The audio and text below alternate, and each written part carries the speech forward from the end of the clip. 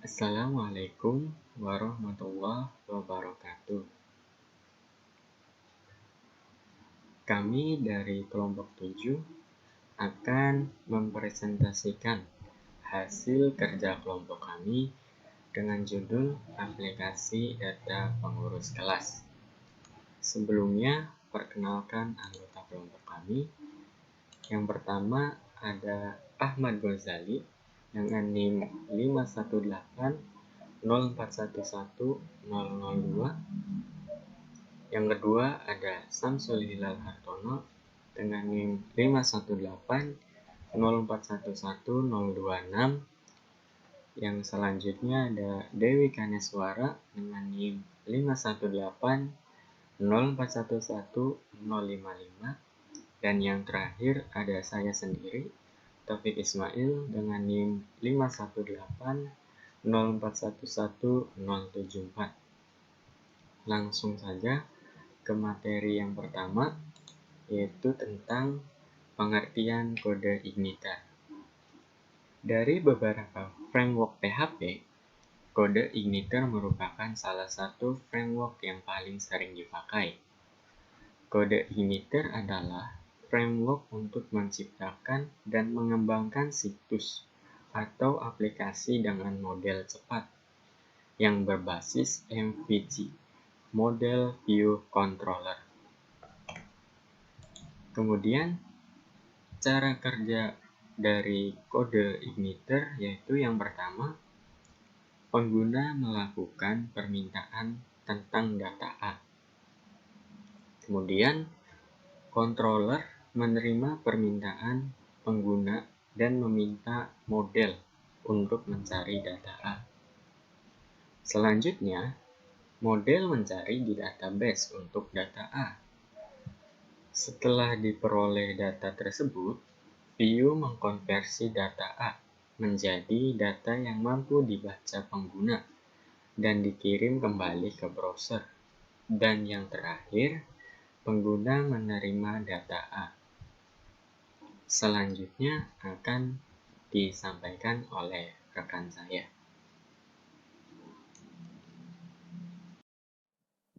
Selanjutnya ada Retrofit. Retrofit adalah klien HTTP type safe untuk Android dan Java. Retrofit memudahkan untuk terhubung ke layanan WordPress dengan menerjemahkan API ke dalam antarmuka Java. Kemudian API. API atau Application Programming Interface adalah sebuah interface yang dapat menghubungkan aplikasi satu dengan aplikasi lainnya.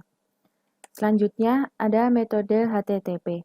Metode HTTP ini ada GET yang berfungsi untuk membaca data atau resource dari reserver, POST berfungsi untuk membuat sebuah data atau resource baru di reserver, PUT berfungsi untuk memperbaharui data atau resource di reserver, dan delete berfungsi untuk menghapus data atau resource dari reserver. Assalamualaikum warahmatullahi wabarakatuh. Saya Syamsul Hilal Hartono, NIM 51804111026. Di sini saya akan melanjutkan penjelasan dari teman saya. Nah, selanjutnya itu implementasi.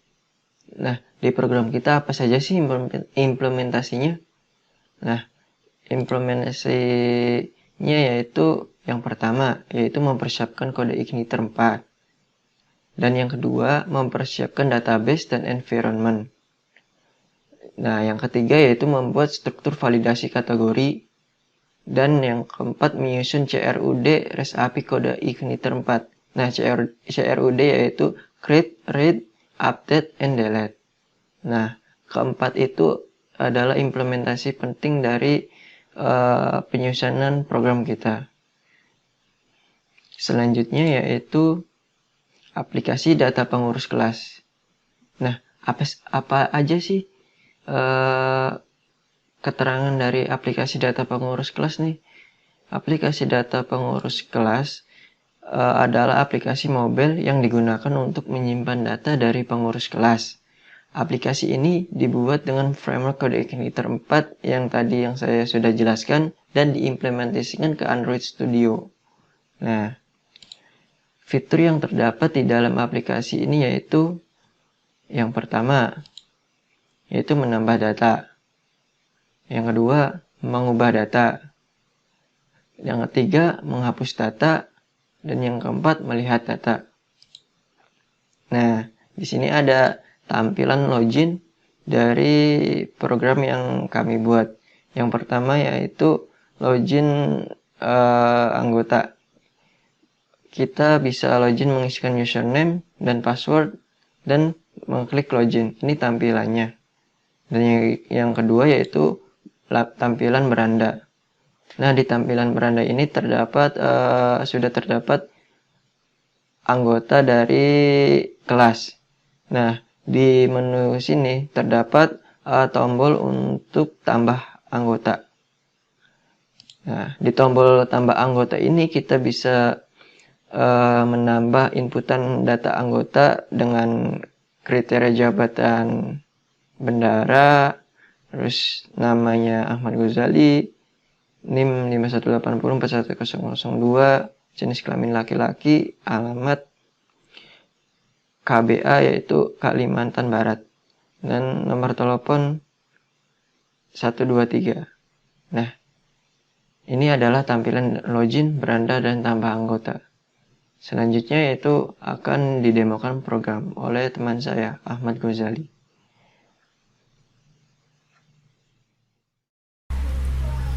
Oke, sekarang kita masuk ke bagian demo program untuk membuat RESTful API di Android Studio menggunakan CodeIgniter ya sebagai API-nya. CodeIgniter 4 yang kita gunakan. Oke, jadi tools yang kita perlukan itu adalah di sini saya menggunakan Visual Studio Code, terus saya menggunakan Exam. Terus ada di sini Postman sebagai untuk ngecek API-nya. Oke, langkah pertama itu adalah kita melakukan git bash atau composer di dalam folder C4 kita. Di sini saya sudah membukanya. Oke. Nah, langkah awalnya untuk membuat API menggunakan CodeIgniter 4 itu adalah dengan membuat database ya, menggunakan database migrate ya. Kalau di C4 caranya itu adalah yang pertama itu dengan php migrate, lalu nama tabelnya migrate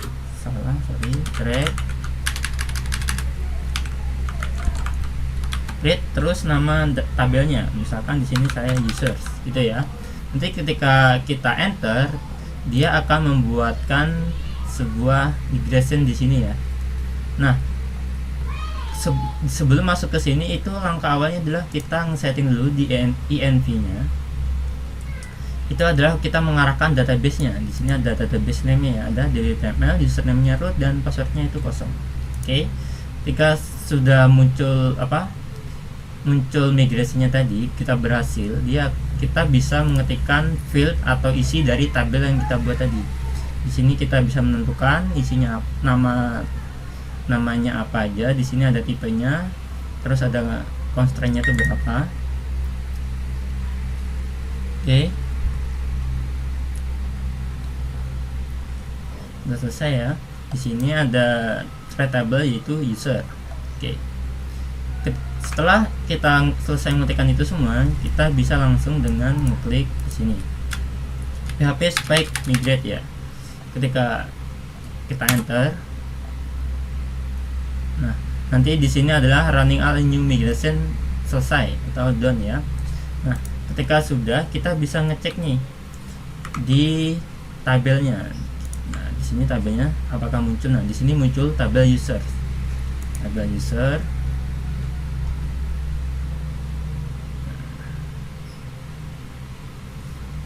Maaf, loadingnya agak lama.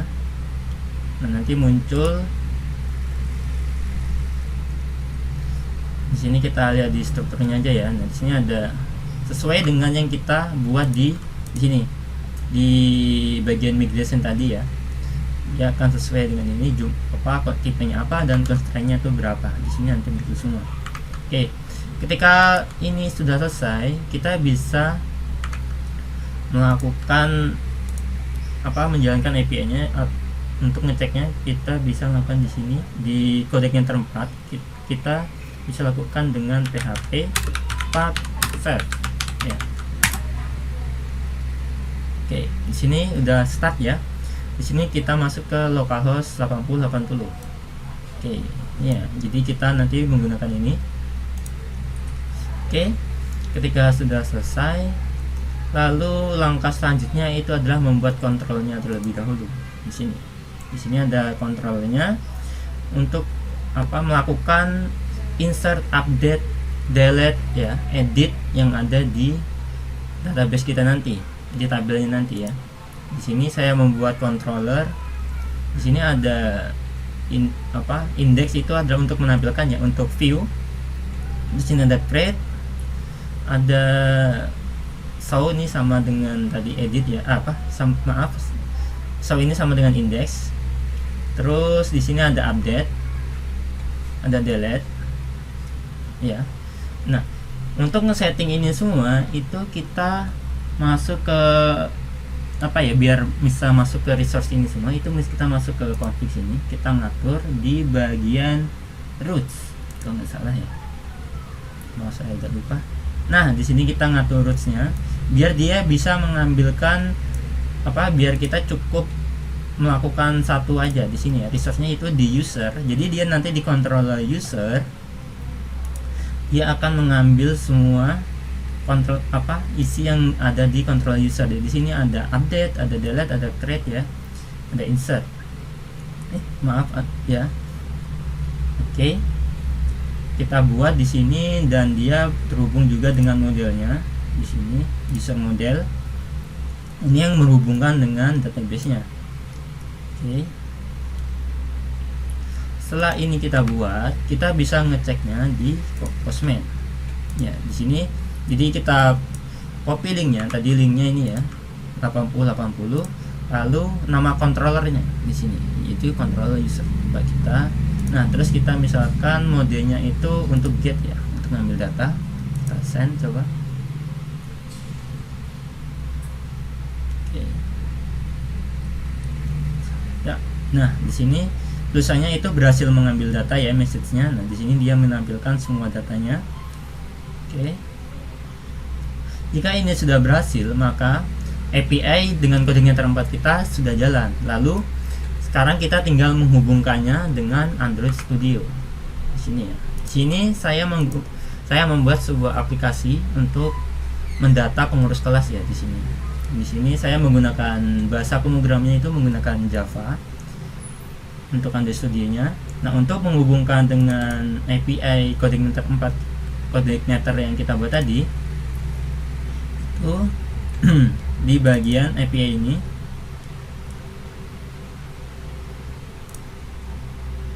di bagian saya membuatnya di bagian kelas yang retro servernya di sini ya. Nah, di sini.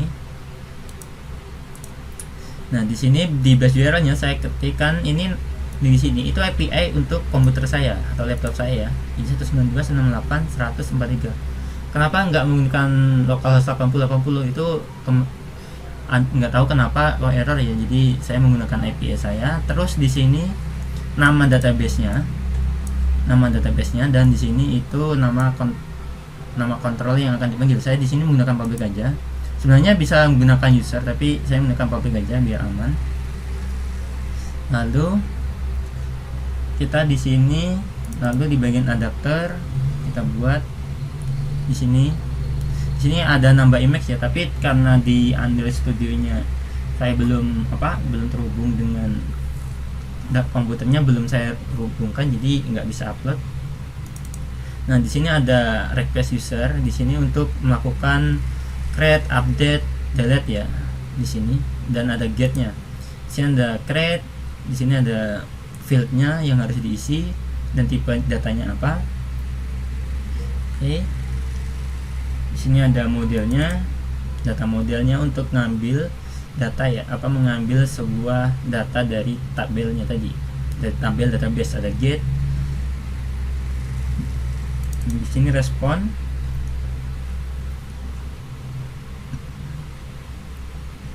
Oke, untuk layoutnya seperti ini. Di sini ada activity 8 untuk menambahkan.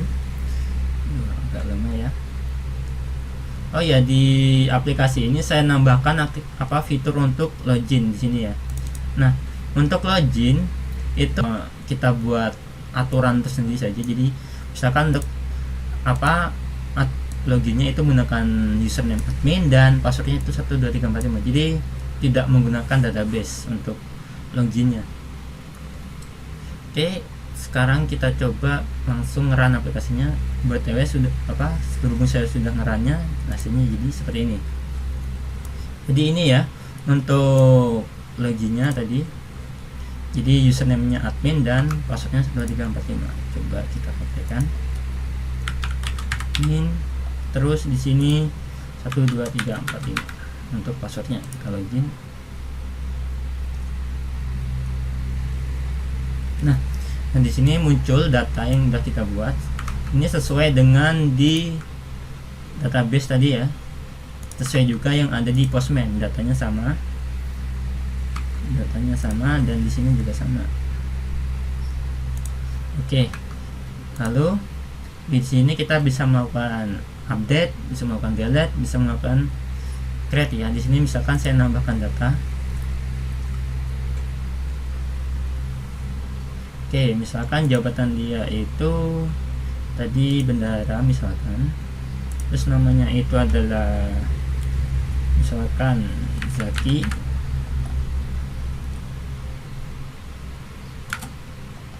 Terus NIM-nya misalkan 0032. Terus laki-laki.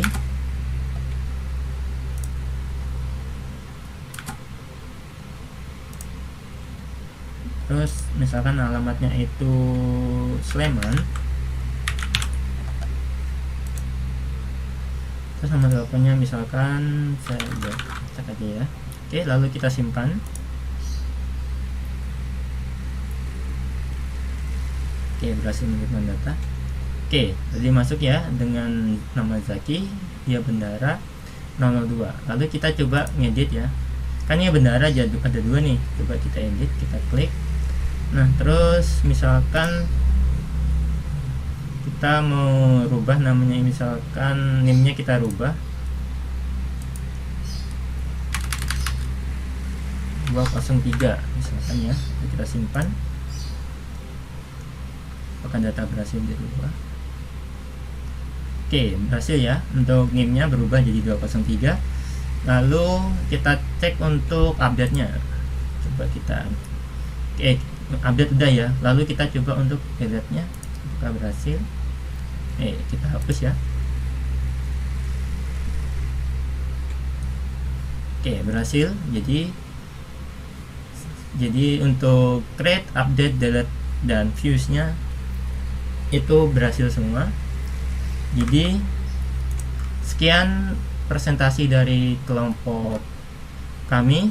Kurang lebihnya saya minta maaf. Wassalamualaikum warahmatullahi wabarakatuh.